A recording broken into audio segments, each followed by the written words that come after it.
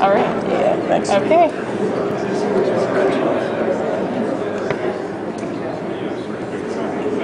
All right. Welcome. Oh, I see we finally got the little light here. That's nice. So, okay, welcome. You may think, as I did from seeing the poster for Jorge Otero-Pailos' lecture tonight, that he's a pastry chef, and that we'll learn secrets about perfectly pliable, lightly floured, intensely buttered pâté sablé. And in fact, however, the image is a latex peel of the Illumix factory in Bolzano, Italy. Jorge led a team that cleaned the factory wall using this latex peel method, painting the latex on the wall and then peeling it off when dry, taking the pollution off with it. The latex layer was then exhibited in the 2008 Manifesta. Jorge called the project The Ethics of Dust. So while I admit to being disappointed that it's not, in fact, a big sheet of pastry dough, the latex layer remains startlingly beautiful.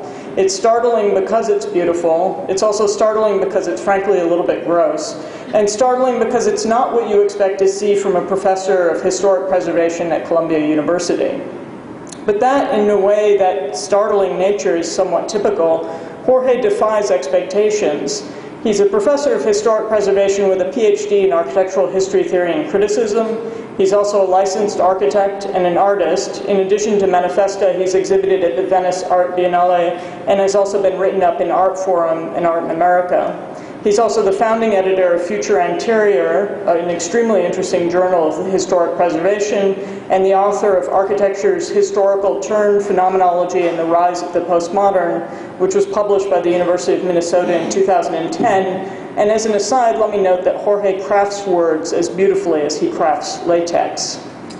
Unexpectedly, preservation has become one of the common threads of this semester's lecture series, with Michael Hayes urging us to consider the preservation of ontological authenticity, or at least of certain material authenticities, and Rem Koolhaas proposing the preservation of complete cultural moments or of random urban swaths. This thread of preservation is very naturally intersected with an ongoing discussion at the school that we've had about judgment. How do you determine what gets preserved? Jorge is at the forefront of a redefined notion of what preservation is in our discipline and in our world. He wrote at one point, he said, "I think of preservation as the organization of attention," which I think is an utterly beautiful and also extraordinary retort to Walter Benjamin's notion that architecture is always viewed in a state of distraction, this idea that preservation is the organization of our attention. So I invite you all to welcome and pay attention to Jorge Otero-Pailos, whose lecture, the last in our fall series, is called Architectures Under Erasure. Welcome, Jorge.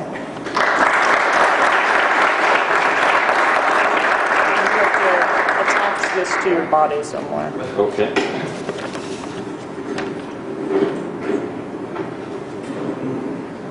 Thank you very much for that very kind introduction.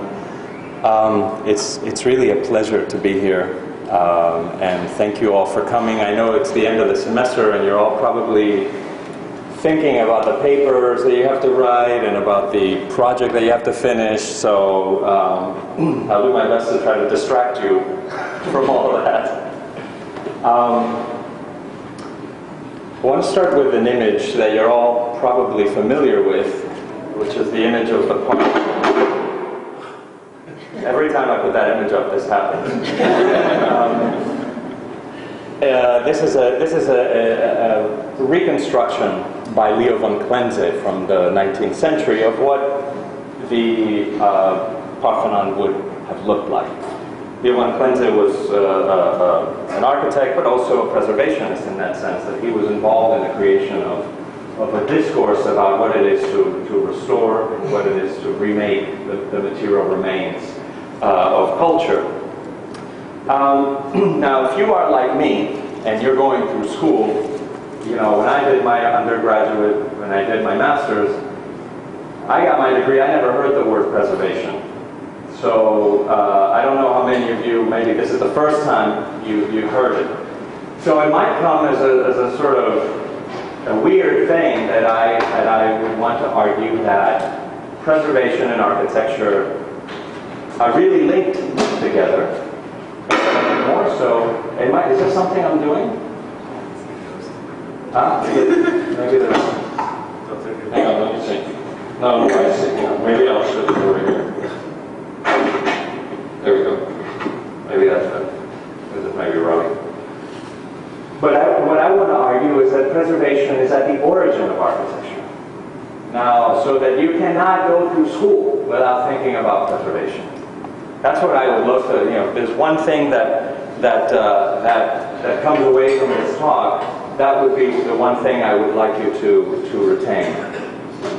Now, that's sort of the opposite of the way that one typically thinks about preservation, right? You're probably thinking, well, if I'm lucky, I'll make a great building, and then, preservationists will come along after the fact, and they will actually preserve my building, right? They'll come later. So preservation is always a delayed response, something that happens after the fact, right?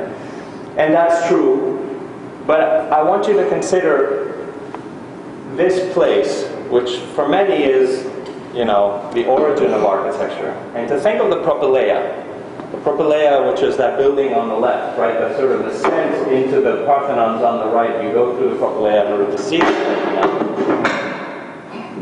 I think it maybe where it's plugging into this machine. Yeah, can you tighten that joint?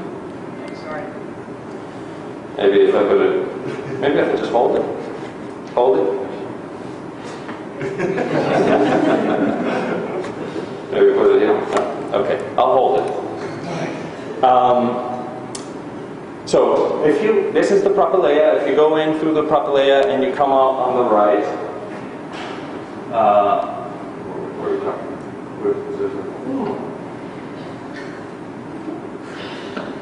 I don't know. I'm hitting all the buttons over here. Well, anyway, it's not a pointer. This should proceed on the side. Oh, I'm looking for a red dot. Red dot?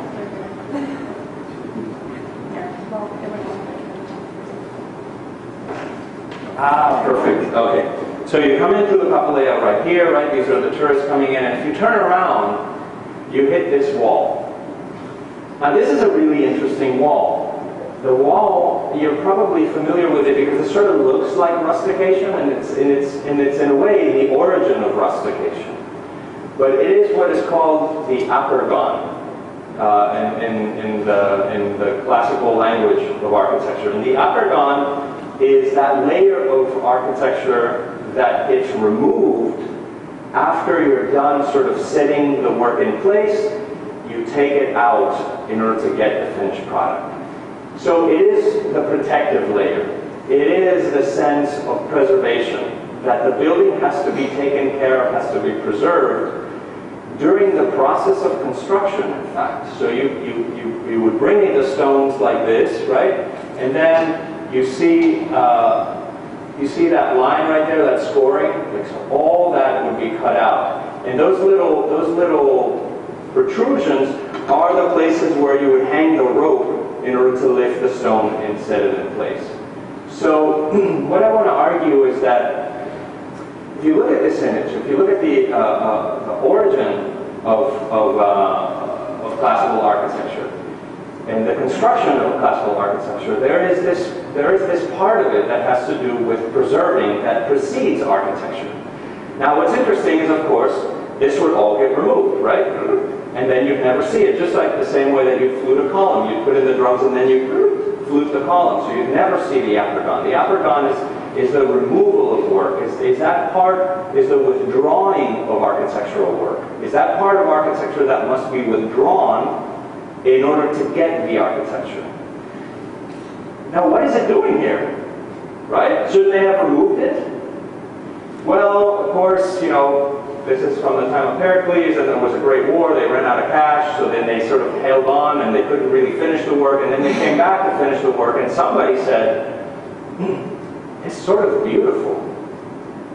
Don't take it off. Let's leave it. So we benefit from the fact that somebody along the way had this great sort of aesthetic revelation to say, the apergon also has a sort of aesthetic to it. And from there, then you get the whole history of rustication in architecture and that sort of base ground floor that's rusticated, right? That's rough and sort of protected that you see in Renaissance palaces. but no, this won't work. What about this layer today? Where's the upper gone today? How could we talk about the upper gone today?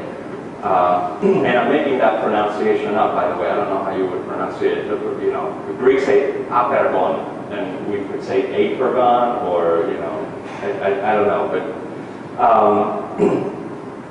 where is it? Where's that layer? What happens? What happens today? How do we protect architecture today? How is architecture protected? Well, what do we protect it against?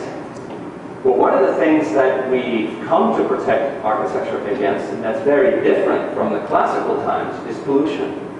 And here you see the Tower of London essentially melted under the effects of acid rain. And some replacement stone that was put in underneath, and even this window over here, to try to make up for the loss. So in a way, here you have a sort of a situation where the surface of architecture is being eroded by this change in its environment. Right? The environment has changed. Now, I'm making sort of a jump between the fact that we have the apergon because there was a change in a cultural environment. There was somebody that came and said, let's not take it out. Hang on, you know, this is something beautiful. Culture changed, and therefore we have a remnant of the apergon. And then this, you know, which had to do with a change in the weather, a change in what we think of nature, that went from being pH neutral to being acidic, and to be really something you could call, I think it's this area over here that it doesn't like, that you could call natural to something that we now call man-made. And this is an image of China today, so we're all very familiar with this. This is a normal day, and this is right after rain, when the skies have been cleared by the rain. Now this seems very new to us, and we're talking about climate change and so on, but by 1864, George Perkins Marsh, actually a great American naturalist and statesman who was an ambassador to Italy, wrote about nature as being, and the weather as being essentially man-made. He was the first one to talk about climate change. And we're talking about the middle of the 19th century. So I'm very interested in this moment that we call modernity, the birth of modernity, industrialization. And industrialization has had an enormous effect on the way that we understand architecture. We can no longer understand the apergon in the same way that the Greeks thought of the apergon. It's very different from us, because the way that we protect architecture is also very different, and the threats to architecture are also very different. This is an image of the 1920s in Sheffield. This is what it looks like on Monday when people get to work. This is when they're going to church and the factories close. Right? So it's not the rain that cleaned this, it's the fact that they closed the factory. So it's definitely man-made weather. And here's an example from Pittsburgh. Anybody from Pittsburgh here knows that Pittsburgh was called the Smoky City. And they weren't kidding. It was always very, very smoky in Pittsburgh. So smoky that if you went out in the middle of the day, you couldn't see. It felt like the middle of the night. So they kept the shops, the lights turned on all the time because of the coal dust, because of all the steel mills and all the industry around Pittsburgh. Now, since 1804, people in Pittsburgh were trying to fight what they called the smoke nuisance. And of course, that was the main industry of the town. So there were always what we now call loopholes. So yes, we'll try to get them to stop, maybe do a little bit less smoke, but in fact, how can we ask them to stop the furnaces? This is the main industry of the town. This is how we make money. So it wasn't until basically after World War II that Pittsburgh really passed the smoke abatement law. Well, they had one in the 30s, but then when World War II came around, they revoked it. because they needed to, beef up production. But this had enormous health effects. Children had rickets because they didn't get sun, they didn't get vitamin D from the sun. And what's interesting is in all these fights against pollution, architects and artists have been a major part of it. We've always been at the forefront of trying to fight pollution. I get it. Look at when no? I think it was when I touched that button. Let's try. But here's an artist, right? He's clearly an artist. Look at this, right? Palette, this is colors, fighting the smoke, the smoke demon. And here, founder of the Coal Smoke Abatement Society, late 19th century. Now there were a number of architects that were part of this, and I don't want to get into the details of the story too much. But what's interesting to me is that we wouldn't have the society we have without having put all this stuff out into the air, right? Without making the weather. We basically wouldn't have modernity. We wouldn't have our electricity. We wouldn't have the comfort that we have without this stuff. Now, paradoxically, this stuff is also really bad for us.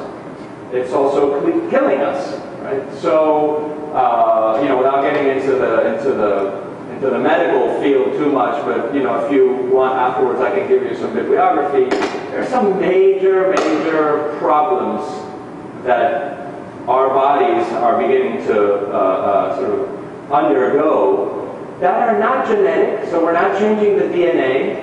So, people that are involved in producing pollution say, well, whenever we're done making it, we'll all go back to being normal humans.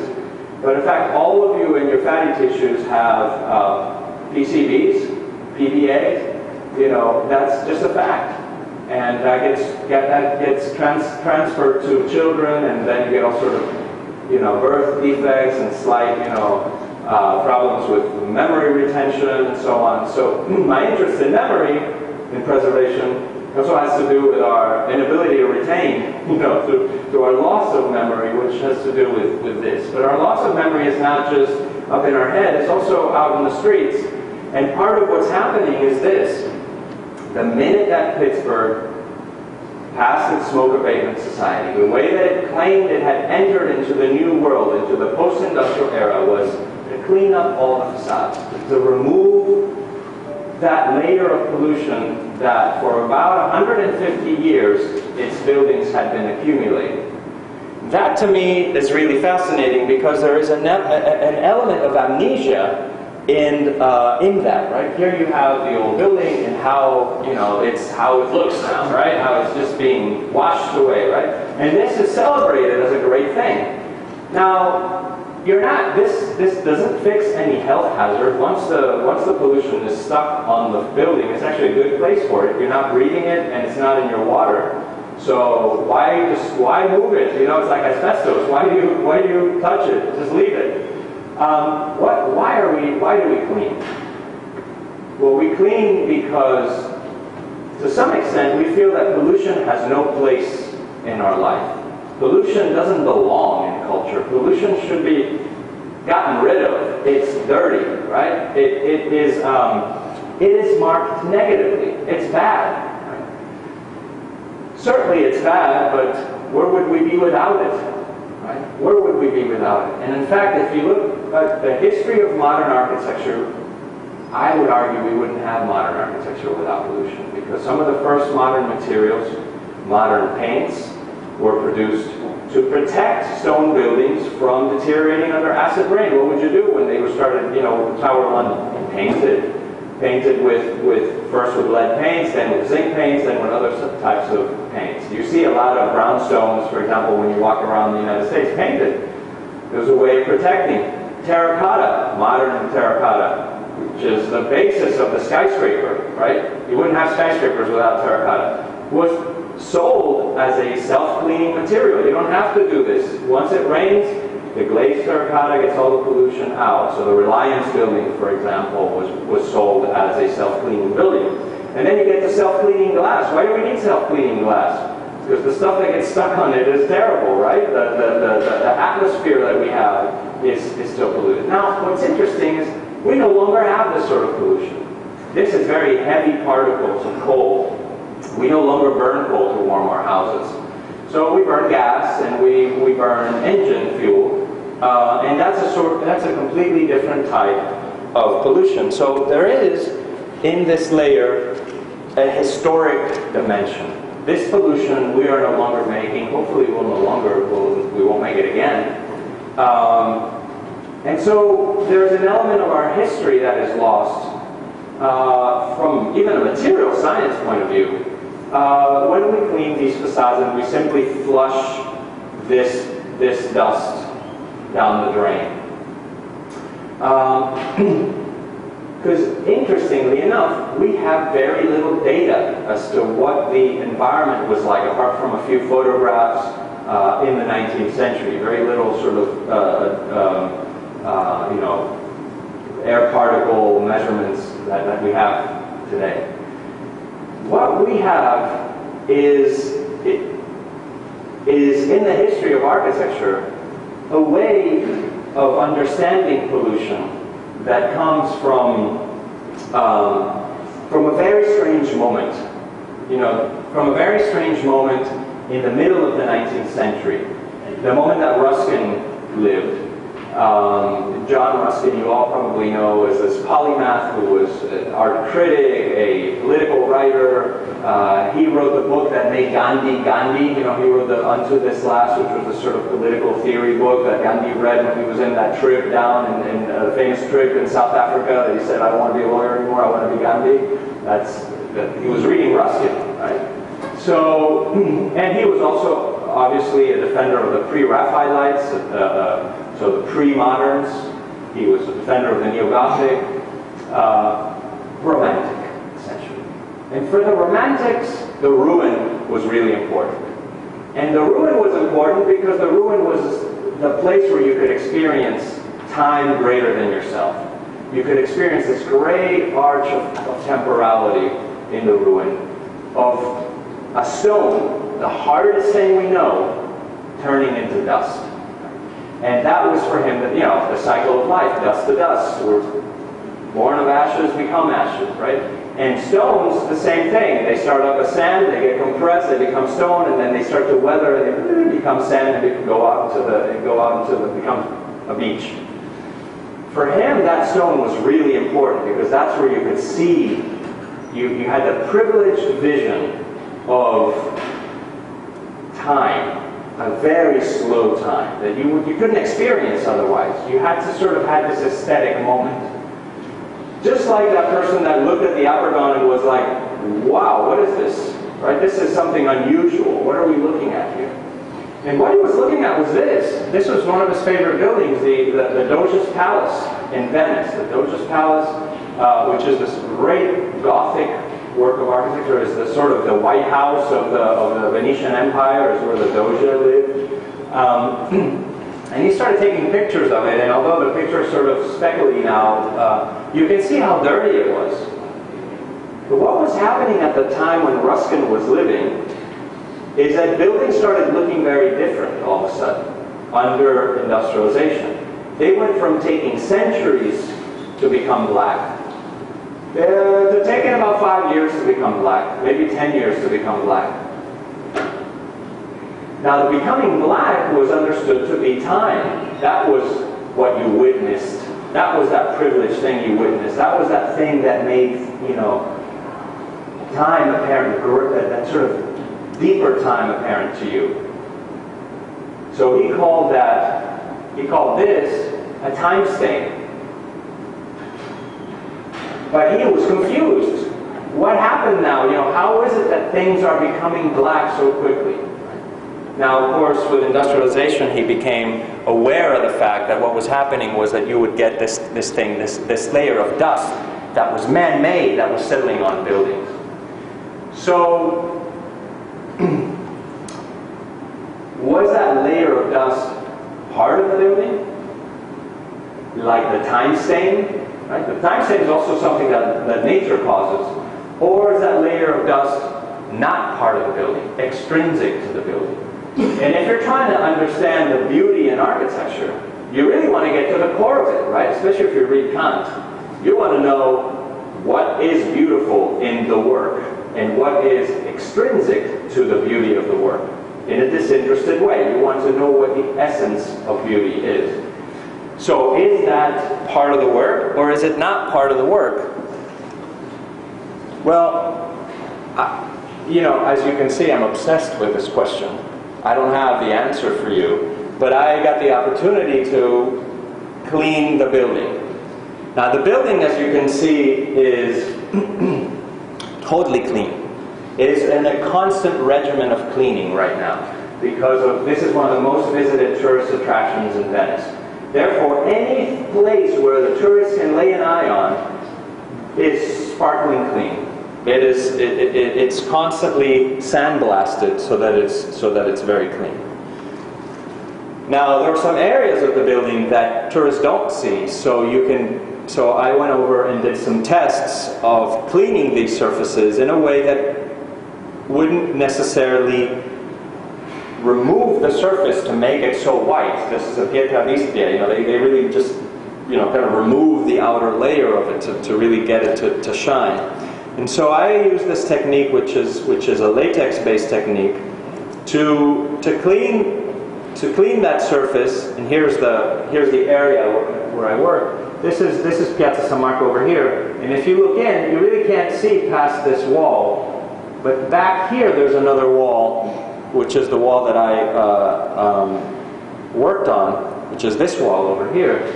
That had never been cleaned. Never been cleaned because it's sort of, you cannot walk there, it's out of public access, and you don't have a view to it, so nobody wanted to pay for it. It's very expensive to clean a building. So there it was, you know, about 150 years of pollution settled on that wall. And then the question becomes, you know, how to do a sort of cleaning of this. Now the pressure to clean is so heavy culturally that you sort of can't resist it. And you know, nobody's asking you what your choice. I mean, you know, we want this cleaned. And as a preservationist, the biggest industry in preservation is cleaning. It's sort of like apartment renovations. You know, like when you get out of school, the first thing you do is an apartment renovation. This is like the first thing you get to do is go out and clean something. So the most jobs out there is clean. But how do you clean it in such a way that you actually preserve what you're cleaning? I didn't want to get rid of it. I didn't want to throw it away. I wanted that tension between the work and that which is removed from the work. I mean, I saw this very much as the sort of a way of exploring this notion of the apergon. So this is the application of the latex. Once the latex dries, it has a chemical in it that softens the pollution, and then the pollution sort of slowly settles on the work, and it's sort of physical to get it out. But then you can see the sheet. Some people refer to it as a veil. You know, the thing, right? The pollution coming out of the surface, and then leaving the. You can see, you know, this was stucco, so I had less pollution on it, and this was a pietra vistia. You can see the layer of dust on it over there, some pigeon stuff on top of that too. And then there you have the finished work as exhibited in the Venice Art Biennale. When you see the work, it's very difficult from a photograph to sort of get a feel for what it's like. Because it sort of feels like a photograph, it feels like gold, it feels like skin. It's a very unusual materiality, and it also has two sides. The sort of this, which is more sort of like a glow image, and then on the other side, it feels more like stone because that's the actual dust sort of stuck to it. So, but what you have is this layer, this protective layer, which has been removed from the work. It's like the apergon. But in this case, it's sort of this paradoxical layer because on the one hand, it was the thing that supposedly damaged the wall also, but it's also the thing that in a sense has protected the wall by actually removing removing that layer of pollution. So I'm interested in that paradox. And there you have an image of another image of the work as it hangs. It's about 12 meters by 7 meters tall. And you know, I've been asked, like, is it beautiful? I don't know. I mean, you know, I think it's beautiful, but it's not necessarily. It doesn't have a beauty that is born of a certain intentionality. You know, I didn't set out to make it beautiful, and I didn't, you know, try to create an aesthetic for it that was you know, other than what the aesthetic that wall already had. And for me, that is sort of the status and the dialogue that this wall enters into, in this work on pollution enters into, is where, you know, what is extrinsic to the work and what is intrinsic to the work, and where is decay in all this? Where is the sense of time in all this? Where is the sense of time when we know that the slow damage that happens to buildings, the thing in which we sort of registered time before the clock, is now a sort of a man-made creation, and it's sort of really sped up, right? Because you can see here what the statue looked like in 1702, sort of right before the height of the Enlightenment, and then what it looked like very recently. It's basically melted. And I'm interested, you know, obviously there's the question of this veil, and I'm very interested in you know, I put these images together and I'm still trying to make sense of this pairing. But it has to do with this question of the apergon, and in a dialogue, for those of you that read the reading that I circulated before the lecture, the relationship to the question of the paragon, the thing that frames the work. Derrida's whole reading of Kant as what is the thing that is intrinsic to the work? Is the frame intrinsic to your understanding of what a work of art is, or is it extrinsic to how you understand the work? And in this case, for example, here you have a beautiful female body which is missing an arm, right? And it's different when a sculpture is missing an arm than when a living body is missing an arm. Right? It's a completely different reading of that, and certainly also the veil is a completely different reading when it's a live human body. But then when it becomes a photograph, it's no longer a human body; it's a photograph, just like this is a photograph. And so, I'm not quite there. But I'm interested in this moment that we're living today, in which our bodies share with architecture a sort of contaminant continuum, and how we begin to understand the body in space and our relationship to architecture differently once we begin to consider pollution as an architectural material.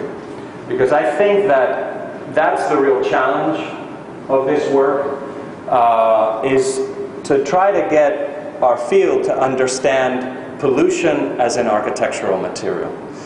Now, you can say, well, pollution has no place in architecture. We're working really hard to get rid of it. Well, okay, that's true. But Ruskin worked really hard to keep steel out of architecture. He believed steel had no place in architecture. He was adamantly against steel, because he felt that if you introduce steel into architecture, then you have to rewrite all the rules of architecture. You know, you can no longer be a classical architect if you introduce steel. And he obviously was very worried about steel because they hadn't really figured out a way to stop it from corroding. So he was worried about the fact that we had not mastered the decay of the material. And in the same way, I feel that we haven't really mastered the decay of pollution or the implications of pollution for decay and for our understanding of time. And so part of this work is really, you know, is not a solution to any of this, but it's a question. What would happen if instead of trying to push pollution from architecture and claim that we can clean architecture of pollution, what would happen if we were to consider pollution as part of architecture? What would happen if we were to consider it a material that we work with? Then possibly we would have to again rewrite all the rules of composition, all the rules of creativity, all that it means to be an architect. So this is another project in which I cleaned using the same technique. Sarah referred to it. This is a project in which I cleaned a factory, an aluminum factory. Aluminum is the material, as you know, the metal that is the most polluting to make. That's why we started first recycling aluminum, because it's very energy intensive to make. And this was a very interesting factory. It was built in 1937 by Mussolini in order to Italianize the north of Italy. You know, Italy gained the north of Italy that was really part of the Austro-Hungarian Empire during World War I, and they all speak German in the north of Italy. They don't speak Italian. They still all speak German in the north of Italy. And so he sent a bunch of southern Italians to the north of Italy to try to Italianize it, and they worked in this factory. So it was a part of, it was a cleaning process, but of a different sort that, you know, Mussolini was trying to, you know, culturally do an element of cleaning. So this was a commentary on that, on the role of this factory, and the whole factory was being cleaned again of its dust in order to make an office. You know, this was going to be an office, and in the process they had a biennale in it. So this is the work as it you know, like the work entailed saving one of the last wall that was dirty in the factory, and then transferring all the latex, transferring all that dust onto latex in a bunch of pieces, and then hanging it right in front of the existing wall as a way to kind of create that tension between the building is cleaned and then the pollution that was produced in it. So in a way, it's about expanding. You know, I'm interested in trying to expand what architecture is, what we consider the object of architecture, what is part of what we design, what is not part of what we design. Where do you stop designing, right?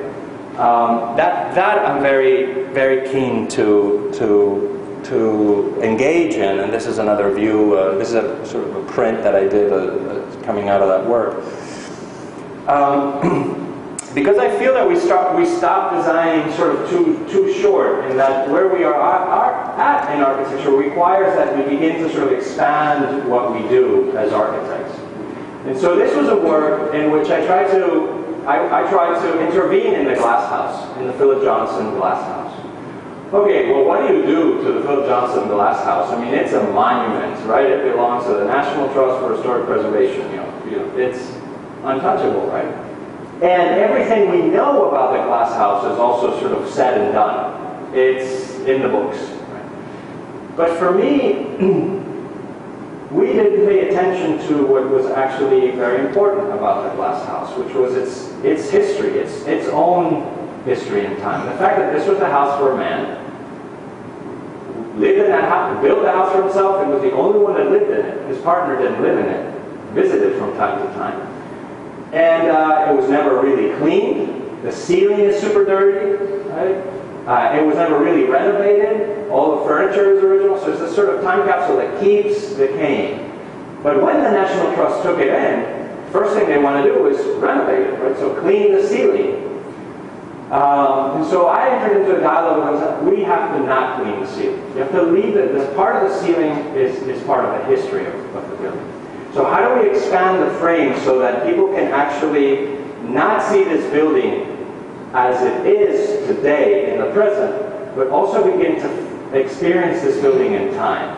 You know, experience the time of this building. So my response to this was to create 3 smells for the building, which I brought with me, so I'll have you smell.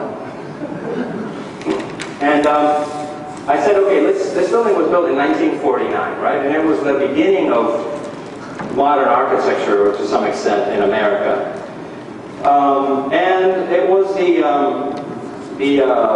the building where all of New York used to go to this building. They went to this building because Philip Johnson was the chief curator of architecture at MoMA, so he called the shots in architecture. So if you wanted to get anything done in architecture in America, you have to go talk to Philip.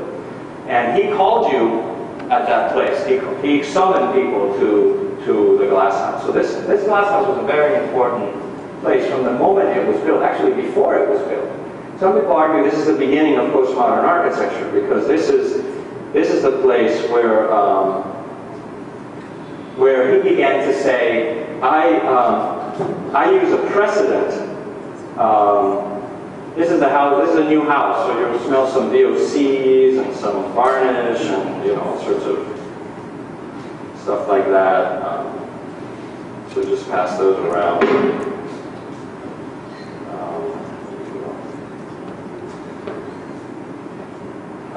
But the idea, this is 1949, essentially. Here, I have, so we can keep those, pass those around. So what happens when you walk into a house and you smell it 60 years earlier? Right? I mean, there's a sort of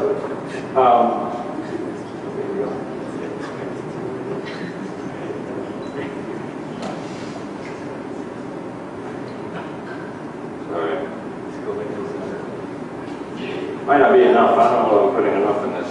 Tell me if it's okay. I'm not responsible if you have an allergic reaction. You're smelling it at your own risk and peril. That's why I like sat up there. So, okay, so that's 1949, right? So I'm interested in this. Okay, so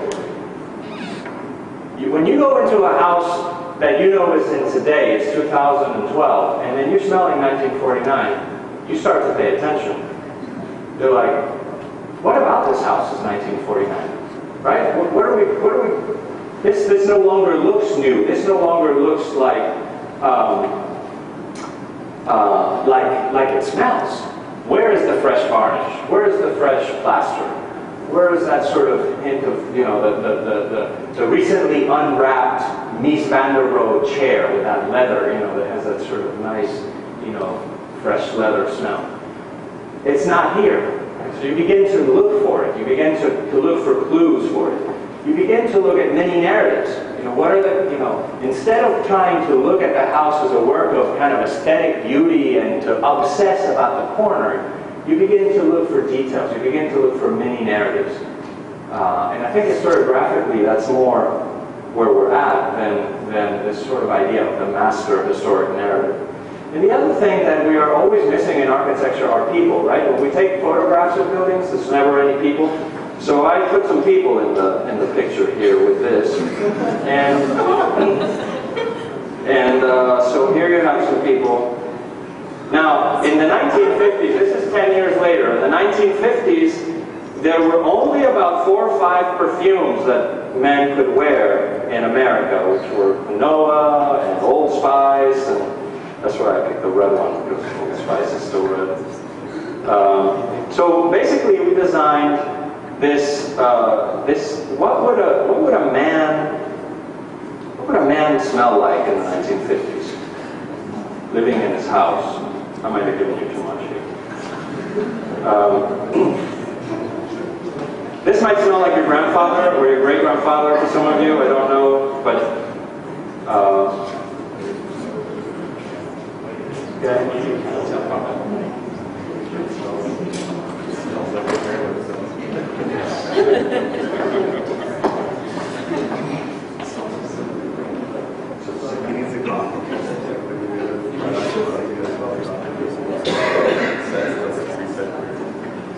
So that's the idea of 1959, right? You're now in 1959. So what happens in 1959? The house is already lived in, and what takes precedent is not the house as it is, but really what happens in it, the people. Now, so the house famously has these light buckets, right, that he put in because he forgot to figure out the light, so he actually put in these light buckets. So I put in these smell buckets in the house where they're square instead of round, and then you just, you know, make the house smell. Now, I was very interested in the fact that this kitchen is never photographed in the house. I was also trying to call attention, you know, when you smell people, this is a very nice smelling man, right? It's like, you know, clean, out of the shower, right? This man doesn't cook in his house. He doesn't cook there. In fact, there's only a couple pictures of a black man cooking in this house that were quickly edited after the Civil Rights Movement, and you stopped seeing in photographs of the glass house after that. So I was curious about, okay, well, this is really an entertainment kitchen.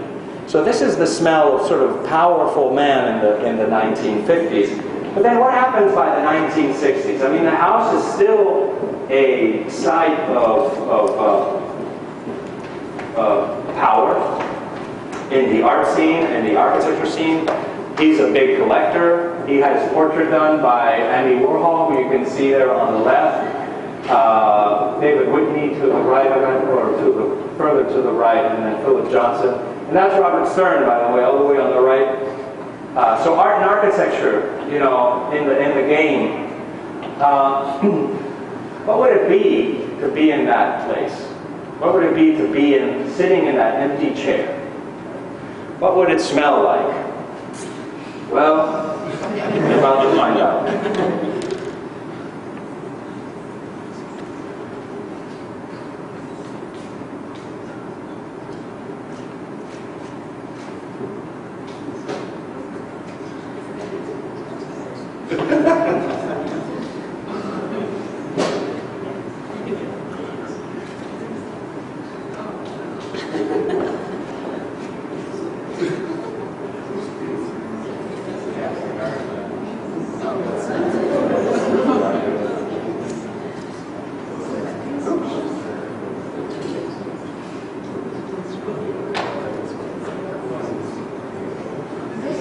You'll notice some smell of tobacco, of ashes,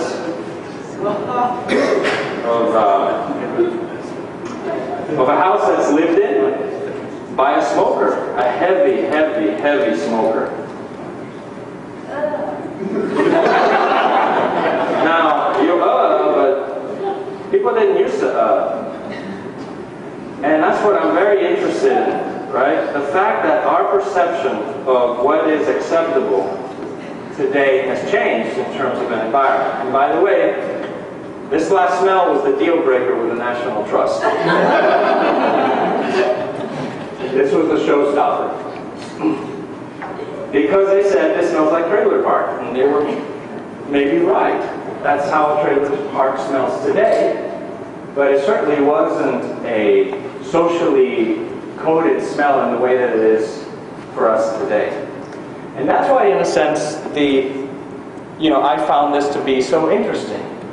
Because this was a house that is called the glass house. The glass house is, you imagine, a laboratory. Glass has no smell, right? Glass is the sort of non-material. But this house has no operable windows. You cannot ventilate this house. If you want to ventilate this house, you've got to open the door, and then you get a deer that runs in, or a turkey, which, that hang out in the yard. So this is a very poorly ventilated space in which you had an incredible amount of smoking. I decided to keep the marijuana smell out, out of respect, but, there were, actually, out of respect, I would have put it in if I'd known. But I only found out later. When I opened the green box that's on top of that, I found rolling paper in it, and I asked about it.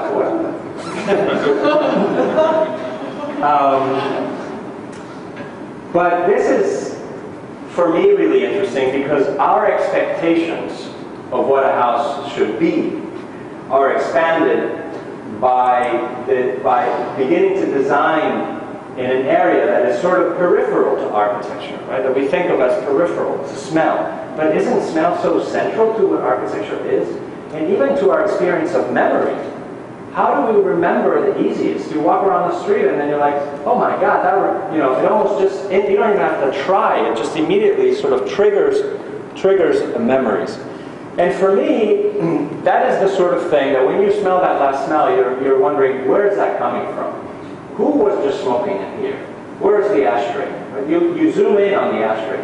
But you also zoom in on the ceiling, and this is, of course, a water stain that came and spread the nicotine on the ceiling up. So I was very keen to have the National Trust preserve all these stains on the ceiling, preserve the damage that the tobacco had caused on the ceiling. But you can only do that if you can render that stain somehow meaningful. If you can call attention to it in a way that it's more than just a stain, but that the stain has a world, an architectural world and an architectural significance. So this was what I was trying to do with this project. And how am I doing on time? How much longer do you want me to go? 10 minutes? Okay. So now maybe I'll show you another project that is a bit different. There's a project that I'm collaborating with a firm called Work AC in New York for the master planning of an island in St. Petersburg. This is a magical place.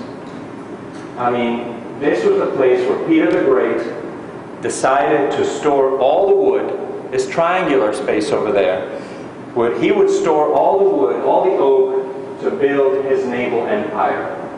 This place right here, when he founded St. Petersburg. The Russians basically took that whole area of the north from Finland in order to gain access to the Baltic Sea so that they could have a naval empire that could compete with England. And he very quickly built up all these wooden sheds to keep the wood in. Quickly found out that wood was not a good way to preserve wood because it burnt down and then, set back his shipbuilding enterprise a bit. So then they built some brick buildings in there, which were very interesting because they had these series of buttresses so that if you would store a ship in one of those bays, and then if you removed all the wood from that bay, the weight from the bay on the other side wouldn't collapse the whole building. So it had these buttresses to keep it stable. But then this, of course, was the neoclassical moment, so they built around it a classical facade. This is not just any sort of building. They called in the greatest architects, the French architects of the time, to try to put together a decent sort of appearance for this island, which was closed to the public. For 300 years, it was never open up until the present. Because this, what you have to think about, this was like, this is Houston. This was like the space center. This was like mission control, right? This is where your technology is. This is not a public place. Now, by the middle of the 19th century, you're no longer building ships in wood. You're building them out of iron. So what do we do with this island? Well, then comes all this period of trying to figure out what to do with it. So they put a prison. It's not a panopticon. This was people were held in pins together, and there was no central guard. This just happens to be circular. It's a place. It's a reformed church. It's a place where mostly people in the Navy, officers who had, done something, like they didn't follow orders or whatever, were put in there. And they were used to work and get reinserted back into the army. Then later in the century, when they gave a swath of a whole part of the island over to this man, Mendeleev. Now you'll know Mendeleev if you took chemistry, because this is the guy that invented the periodic table of elements. This is the guy that figured out how does one material become another material if you just switch an electron. Right? That's an amazing discovery, and that's a table of the periodic table of elements. And there he was, working away on the island. Right? So pretty amazing. And this is a guy that thought, okay, well, how do objects travel through these materials once they switch, materiality? Well, what about, air travel or boat travel. If we're trying to build a naval empire, we need to build a testing pool for ships. So this is the pool. This was a long linear pool where they tested all the innovations in ships. Now, you know that the Northern Passage is opening up now because of pollution, right? So now it's right. But before you had icebreakers. This is the place where the first icebreaker was tested. So quite an amazing location, right? Then, towards the end of the 19th century, beginning of the 20th century, the military needed to speed up its communications. So they set up the first radio in Russia over here where you could speak into a microphone and be heard from the Baltic to the Black Sea. Pretty amazing. Right? This was like a great discovery. This, by the way, is the place where Lenin came and ordered the White Army to surrender. They said, okay, look, we took the radio station, now it's finito, right? Let's, surrender. So a pretty impressive place. It was bombed during World War II because it was a serious military objective, and it became a part of, because it was this closed sort of ruin, a sort of idea of a romantic ruin in the center of the island that's now turned into private hands and has become a place where people hang out, and it's one of the last places where one of the few places where you can experience open space in St. Petersburg. It's very densely built, not height-wise, but horizontally. Now, what is interesting, when we arrived on the scene, there had been a previous development by another architect, who will remain nameless, who decided that what was significant in this island was the period of Peter the Great. That everything else was insignificant. So he proceeded to demolish the radio station, because there was not really good architecture, like there was no French architect involved. The testing pool, who cares? Mendeleev's laboratory, right? Everything gone except for the warehouses. Now, I agree that these were not fabulous works of stylistic innovation, but nevertheless, these were incredible works of our modernity. Where would we be without modern chemistry? Where would we be without radios? So for me, this was really important. Now, it's gone. It's demolished. Who knows where the rubble even is? So what do we do about it? So part of my involvement in this project was trying to figure out what is an appropriate way to preserve an island where what you want to preserve is not there anymore. Right? So how do you begin to expand it without proposing just to rebuild the thing, which would be sort of crazy anyway. So this was programmed in a particular way. This area over here had been opened up by the previous architect, so we decided to put a building here which would become a new museum, and that would become the infrastructure that, in a campus-like manner, heat up the entire island. So, which was a way to not just fulfill a technological necessity, but to also try to make sure that we could inhabit all these buildings which were about to be privatized. Because the problem is, how do you, in a moment when you have an island that has been closed to the public, but has been, in a sense, in public hands, since the military is a public institution, that now becomes open to the public, how do you hold back the privatization of the island in such a way that, clearly the pressure is to privatize, but that the public can still have access to this place, that the public can still gain an access. So our idea was to put this promenade that would be the infrastructure for heating and cooling and all the things, electricity and so on, would be in that promenade,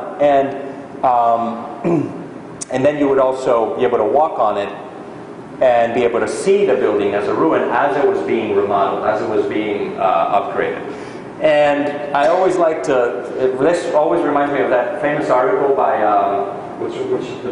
Charles Moore that has one of the funniest titles ever, which is called "Plug It In, Ramses," because we ain't going to pay for it unless it lights up.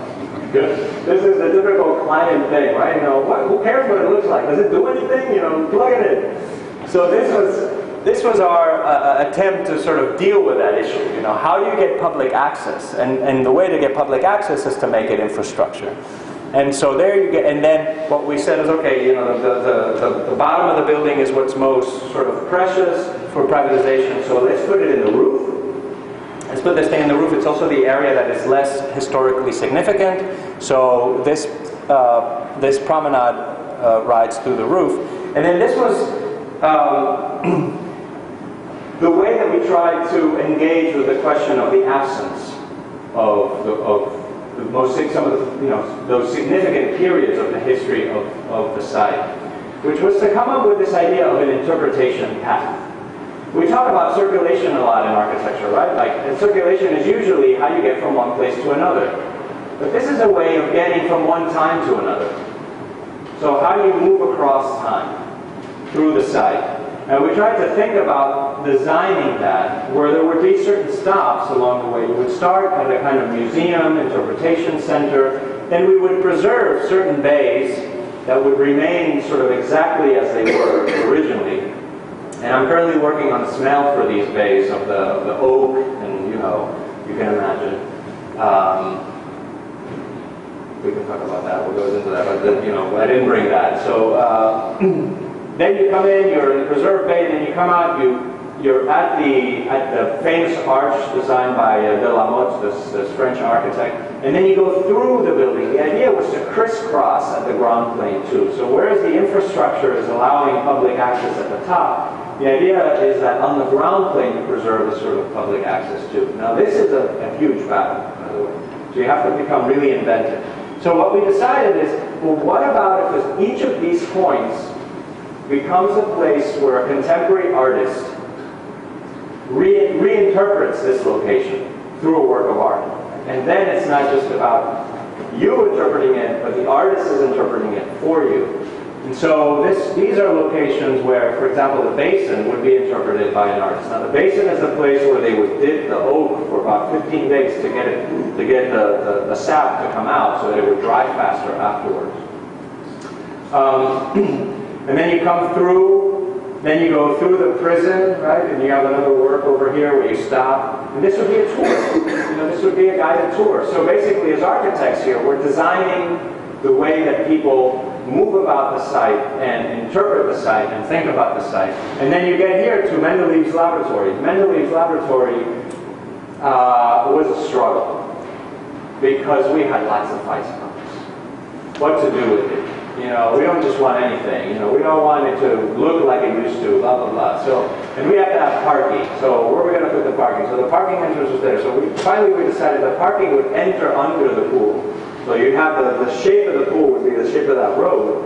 And then the entire museum building would have cut into it a huge space the size of that pool and the depth of that pool.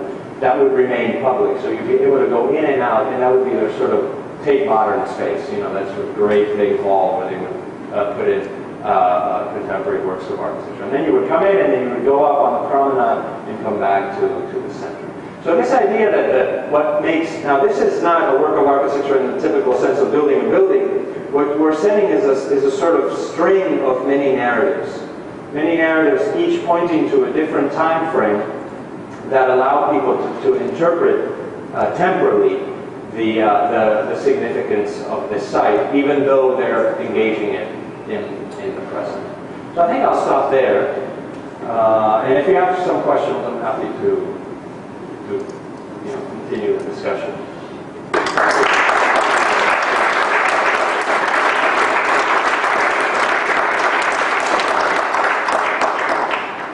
We'll take some questions. We also have the response tomorrow at noon here. Brian is starting with the response and then the discussion.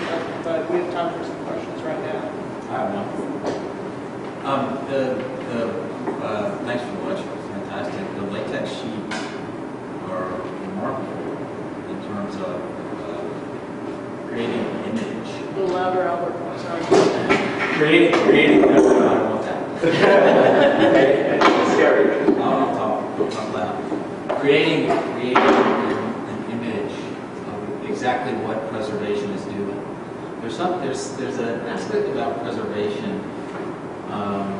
It fetishizes the past, right? And in some ways, it diminishes the present because we're so obsessed with the past. We travel, we embalm buildings, and there's something about the latex sheets which reveals that, right? How do we fetishize it, and what we're taking off is actually beautiful, and in some ways, you're revealing the process, and in some ways commenting in an incredibly interesting way, visually.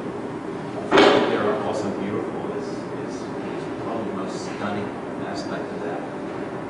So there's something to that in some way is critical of, if I can use that word, critical of the fetishization of the past. The Johnson thing is less so, and it's more.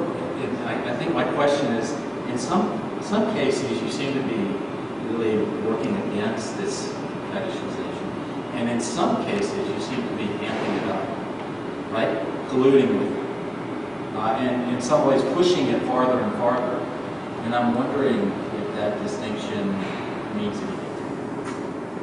Well, I would, respectfully disagree with the characterization of the smells as reinforcing the fetishization of the Phil Johnson glass house, because what it was trying to do was to resist precisely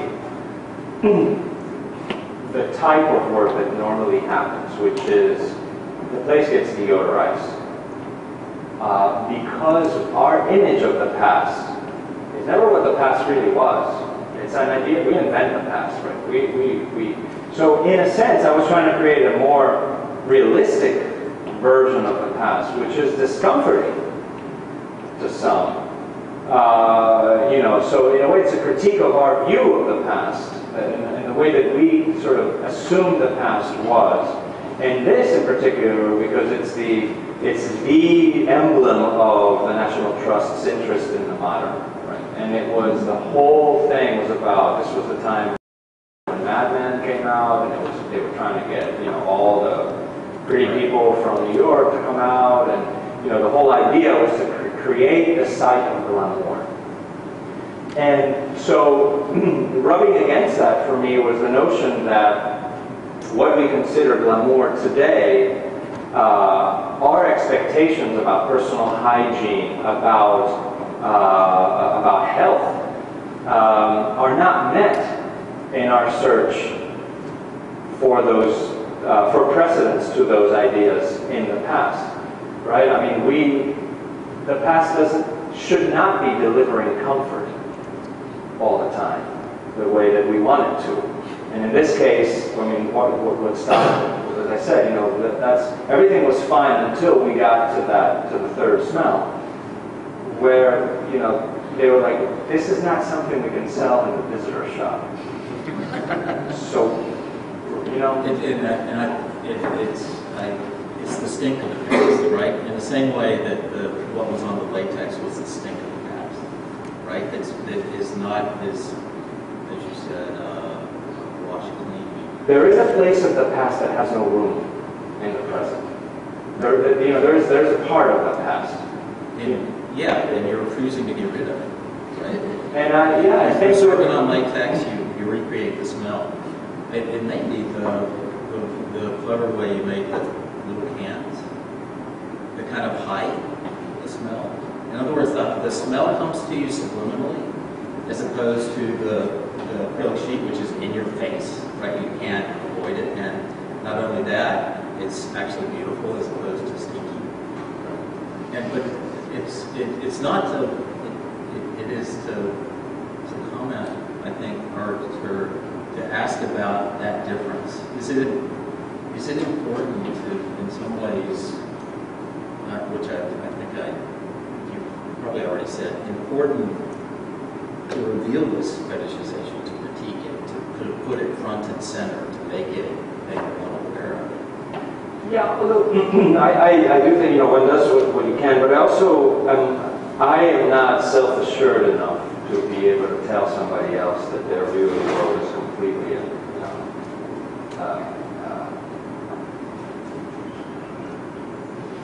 something, you know what I mean?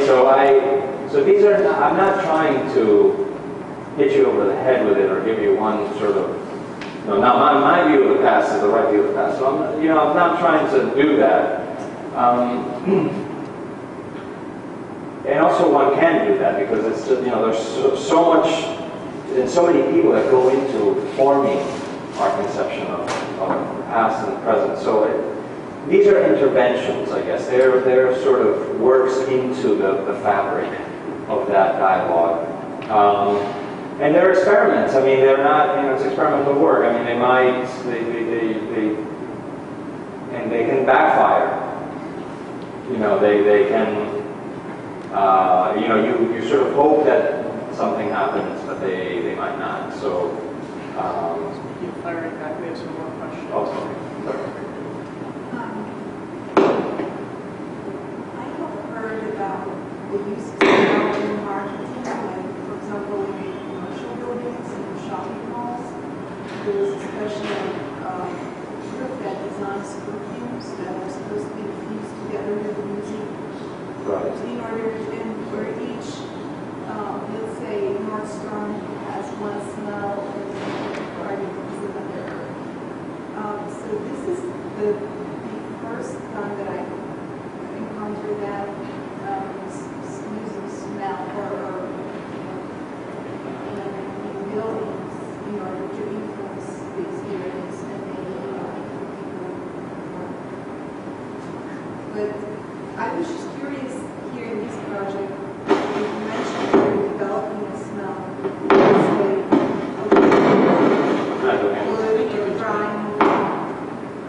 What is the intention to use it for?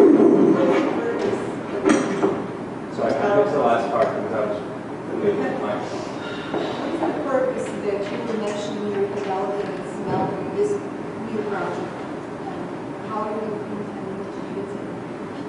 Okay, Or is it that's just a fair question. So, on a basic level for this, so the question, there's many questions there, but the question is, on the one hand, you started by talking about branded environments, essentially, if I can call it that.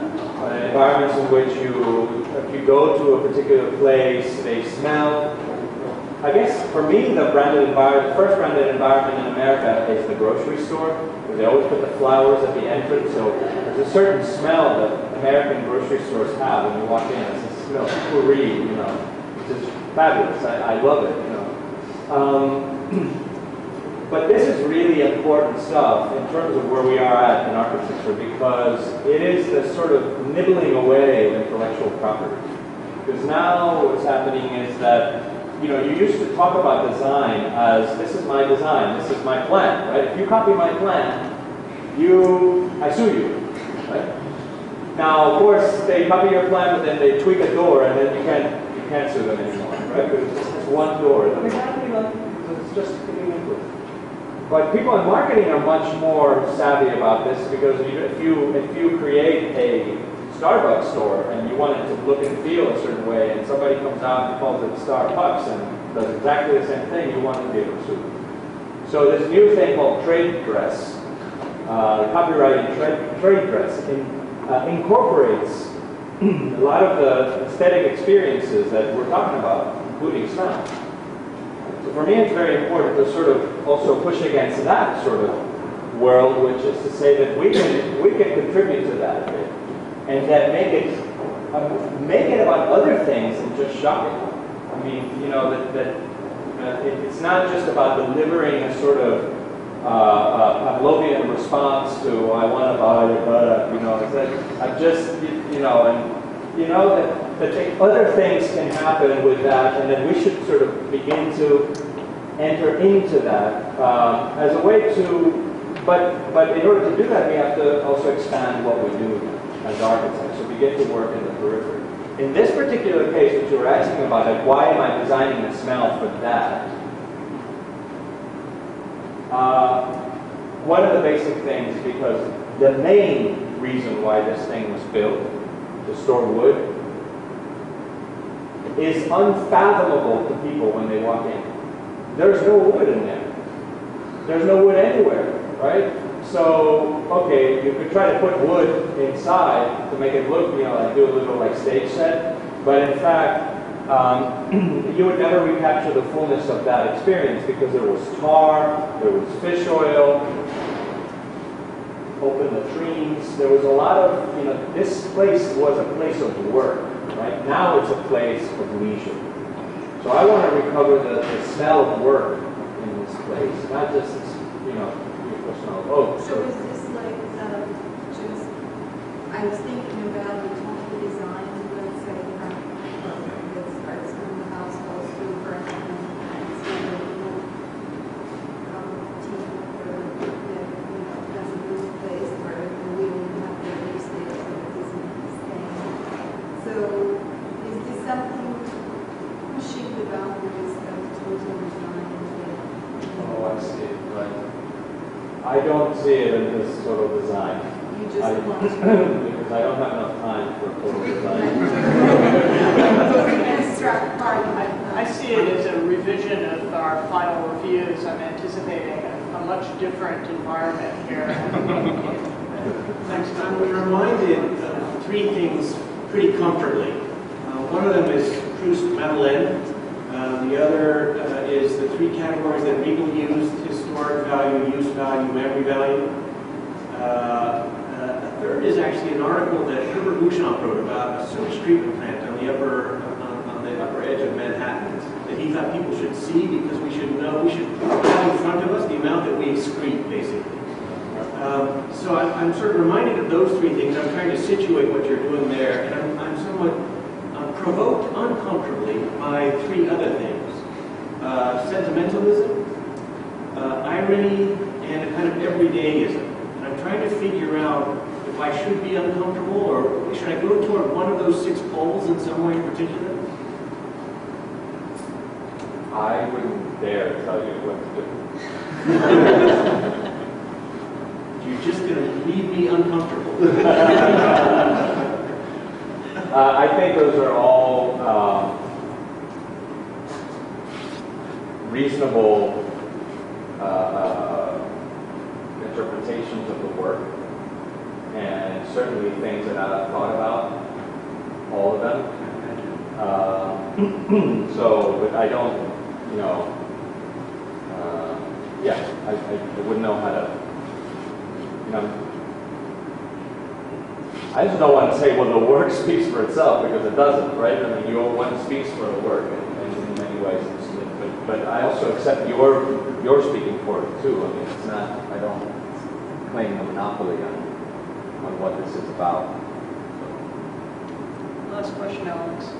I respect the idea that you might be clarifying your position, so this may be a little bit too predictive. But I'm curious to go back to the sort of visual elements that you were trying to push against for preservation of history. And I'm also thinking about some of your sort of side comments where you talk about, you mentioned self-cleaning glass.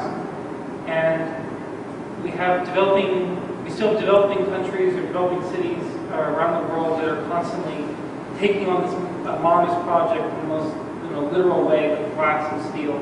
And the reaction in the environment is sometimes negative, aesthetically. I'm curious to think whether or not you would be interested in a project where you would reclad glass as a way to protect it from the elements. I mean, what would be, if you had an opinion or a response to this developing record of pollution in materials? Yeah. Oh, yeah. I'd love to do that. But, what would interest me is the assembly of the glass. The glass and the gasket.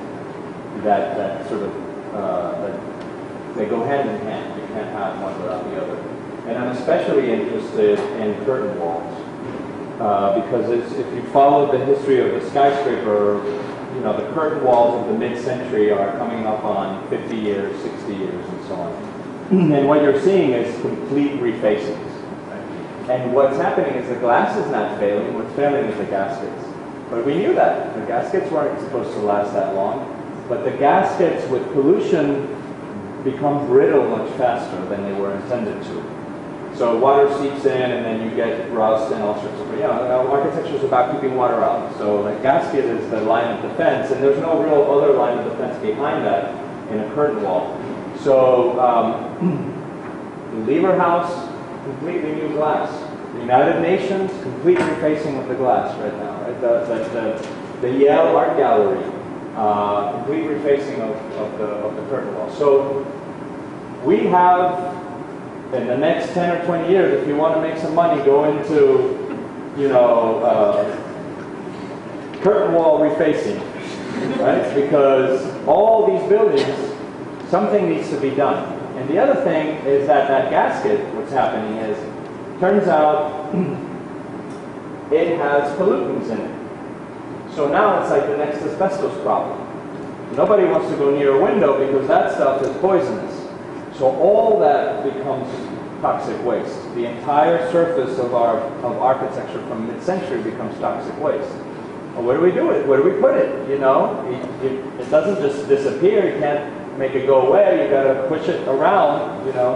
So there could be a really interesting project to do a monument to the curtain wall somewhere with all this.